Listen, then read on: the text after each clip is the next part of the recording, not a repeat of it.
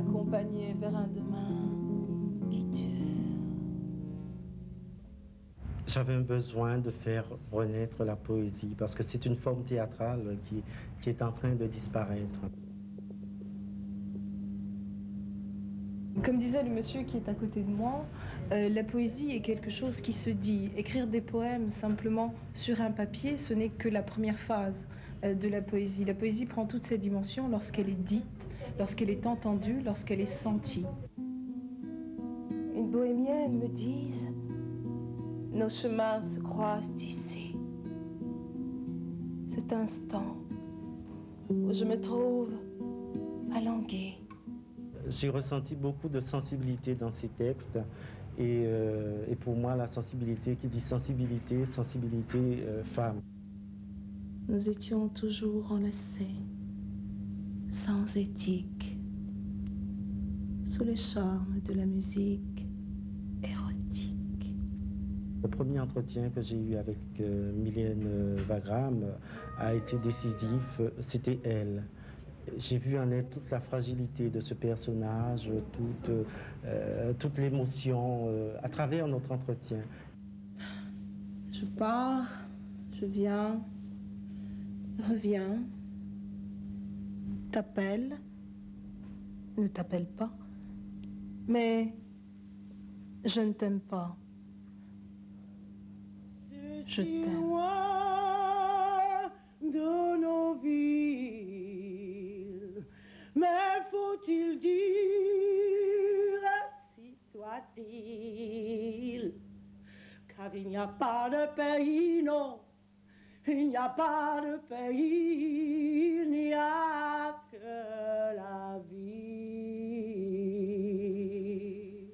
Alors avec nous, Daniel Jonas Rano, auteur du montage poétique que nous venons de voir, mais également romancier. Alors est-ce que le TLP de Jazet, où Léo Ferré choisit donc de faire sa rentrée, son retour en novembre, est-ce que pour vous c'est une consécration? Non, un honneur. Et par là, je veux dire, une reconnaissance de la capacité donc, du monde auquel j'appartiens, de la communauté, de s'exprimer, puisque jusque-là, nous n'avions pas d'autres possibilités de nous exprimer donc, dans des lieux aussi prestigieux. Donc en fait, je dédie je veux dire, cette réussite donc, à toute la communauté, autrement dit, c'est pour moi un grand honneur. C'est la première fois que quelqu'un d'outre-mer présente un spectacle?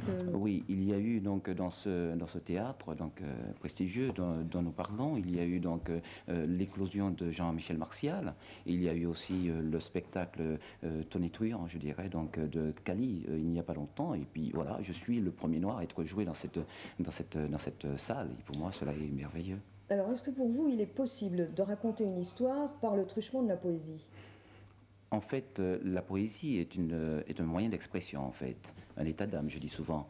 Et on peut aussi bien écrire la trame, parce que là, en fait, c'est la trame donc, d'un ouvrage à partir de la poésie, et la terminer, je veux dire, l'habiller. Avec de la prose. C'est un petit peu ce que j'ai fait pour ce montage poétique. Autrement dit, créer une ligne, donc, un suivi, une ligne de pensée dans l'ensemble donc, de mes ouvrages, de façon à ce que dans quelques années, on puisse définir l'auteur.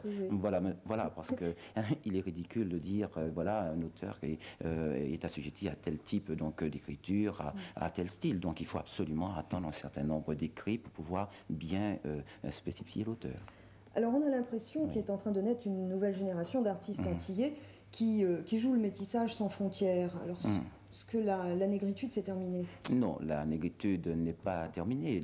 La négritude est un état d'esprit. Bon, voilà, je suis martiniquais, je suis antillais. Bon, j'écris non pas pour me faire plaisir à moi d'abord pour commencer, ni à faire plaisir donc à une communauté. J'écris de manière universelle, autrement dit. Il ne doit pas y avoir de limite, de barrière dans l'écriture, autrement dit dans l'expression littéraire. Je refuse donc catégorie, bon, littérature antillaise, voilà. J'écris pour faire connaître donc une façon d'écrire. Oui. Alors, et puis parmi toutes vos activités, il y a cette revue, Racines et couleurs, Oui. Un mot sur l'esprit dans lequel vous avez voulu Nous avons faire créé... cette revue. Merci. Nous avons créé Racine et Couleur pour apporter un plus donc, au monde médiatique de la diaspora, je dirais, parce que jusqu'à maintenant, nous n'avions pas ressenti, nous n'avons pas trouvé de support qui répondait véritablement à notre attente, à notre licence littéraire et culturelle. Donc nous avons créé Racine et Couleur pour pouvoir permettre donc à ceux qui créent dans la communauté, à ceux qui font la communauté, qui peuvent être donc antillais, africains ou autre chose, qui regardent la communauté avec intérêt, de s'y exprimer. Un support d'expression libre. Voilà. Jonas Daniel Renaud, je vous remercie. L'enquête de